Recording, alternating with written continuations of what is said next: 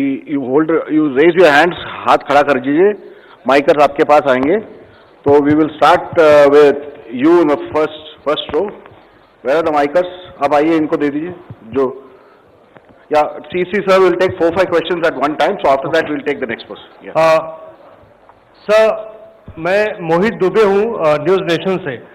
Sir, मेरा सवाल ये है कि आपने 7 चरणों में मतदान ये करवाया है. बहुत बड़ी चुनौती है क्योंकि दुनिया का सबसे बड़ा लोकतंत्र हिंदुस्तान है. अपोजिशन पार्टियां जो है ये आरोप लगा रही हैं कि 7 चरणों में क्या जरूरत है और इसकी वजह से सत्ताधारी दल को फायदा होता है.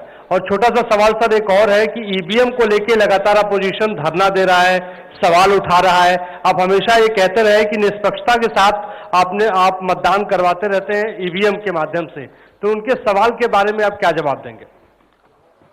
आप ये जो लाइट जैकेट पहने हैं सेंटर में, इनको दे दीजिए. जो हाँ, जस्ट होल्ड ऑन. सर, मेरा नाम रविंद्र सिंह शोरान है.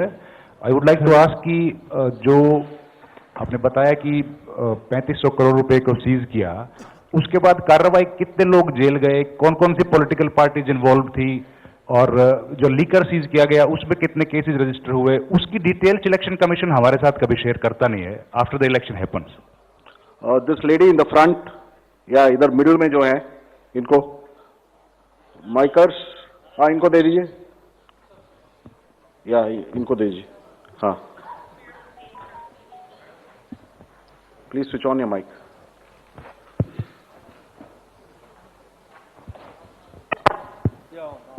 Great. Samir Hussain from BBC News. This is an incredible feat to try and get every person who's eligible to vote. I'm wondering how much money is being spent, and in addition, what is the biggest concern in terms of these elections? Okay. The lady in the fourth row over there with that black dress, उनको दे दीजिए माइकर्स. Middle में, हाँ उनको जो बीच में है वो lady जो है, हाँ, give it to her. Yes, switch on your mic.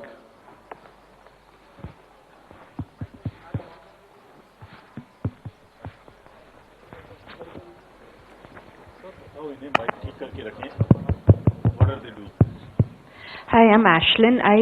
You said in your speech that... Can you just introduce yourself? I'm Ashlyn Matthew. From? National Herald. Thank you. You had said in your speech that there should be no hate speech. There will be a calibrated approach to code violations. But there have been several complaints against the Prime Minister and Amit Shah, but none of the EC has not taken action against them. But you have taken action against the opposition leaders.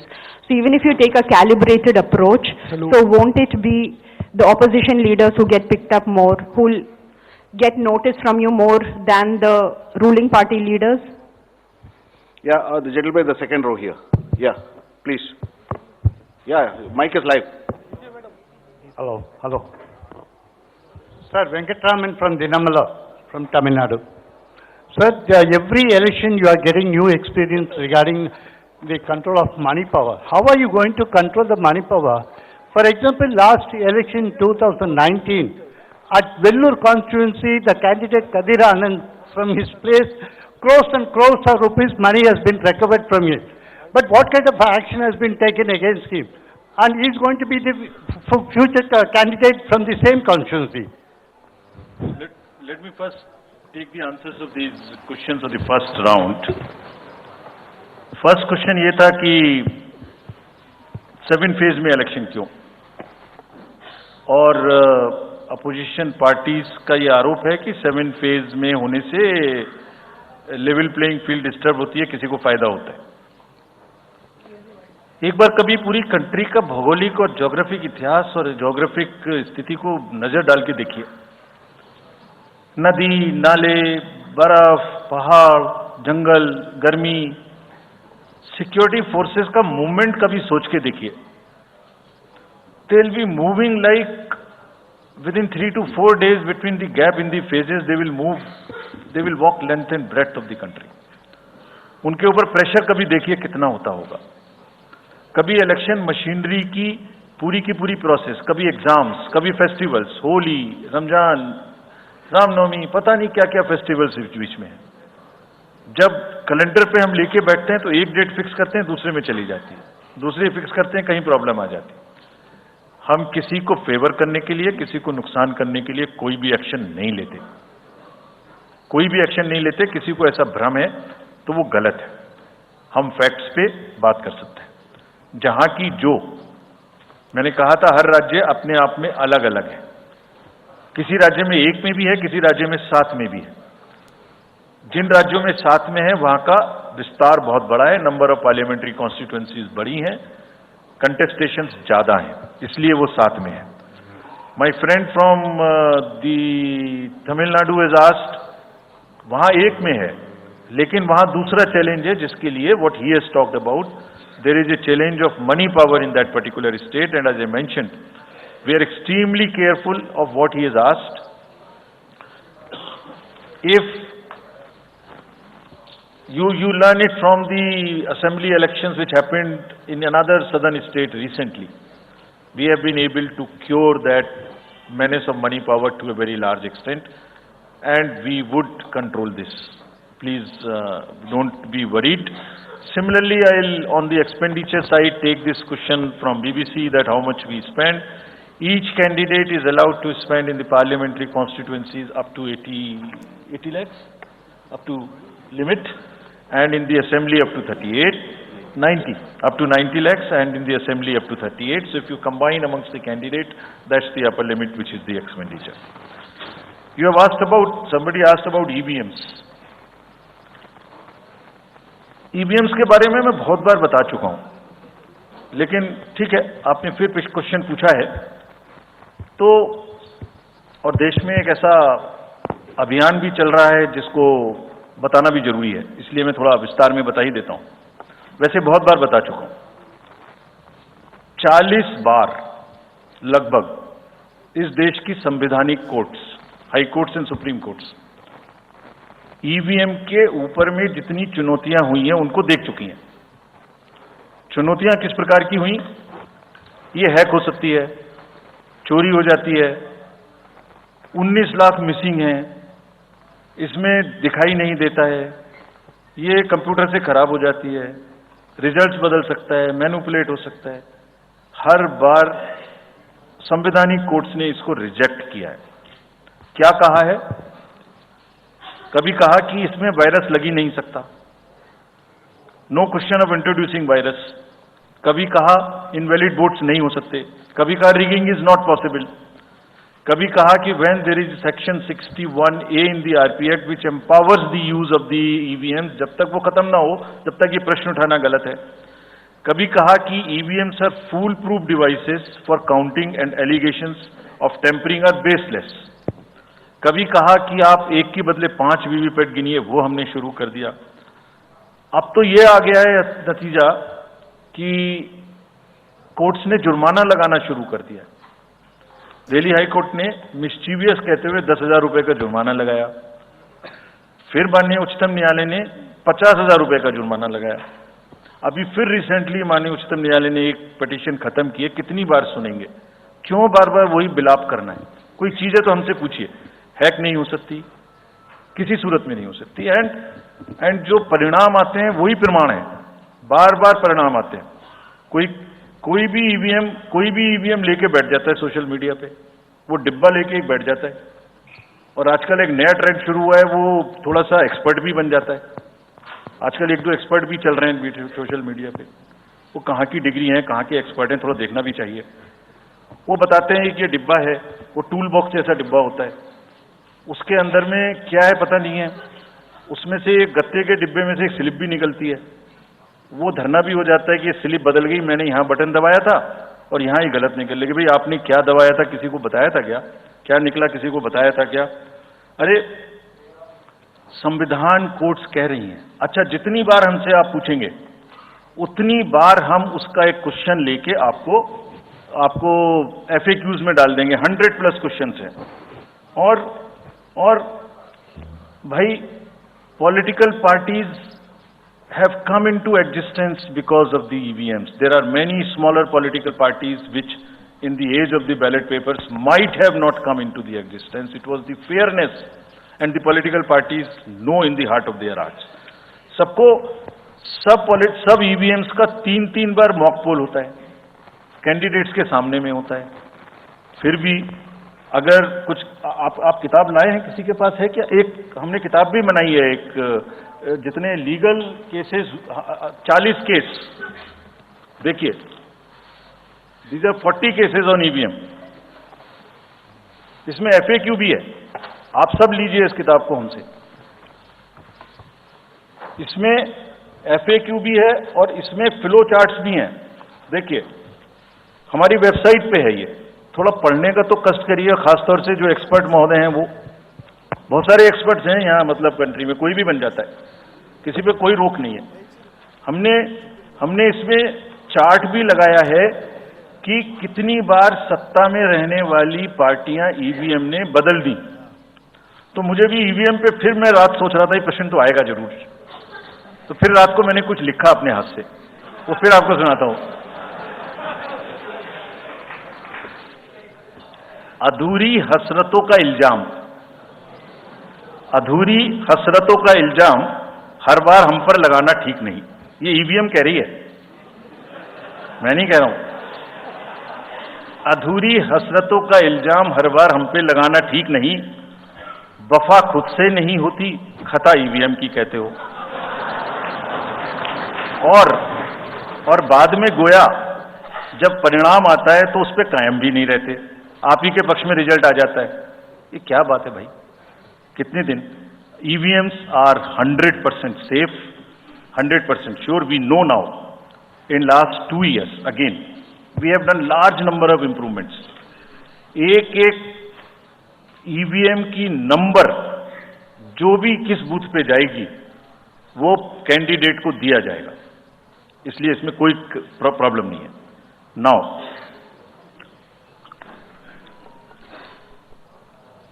जो MCC के बारे में प्रश्न पूछा, जिसमें आप ये पूछना चाह रहे हैं कि हम बायस्ड होके किसी के खिलाफ एक्शन लेते हैं, किसी के खिलाफ नहीं लेते, यही आप प्रश्न बेसिकली पूछना चाह रही हैं. पूछना नहीं चाह रही हैं, आरोप लगा रही हैं, जिसका मुझे जवाब आपको देना चाहिए.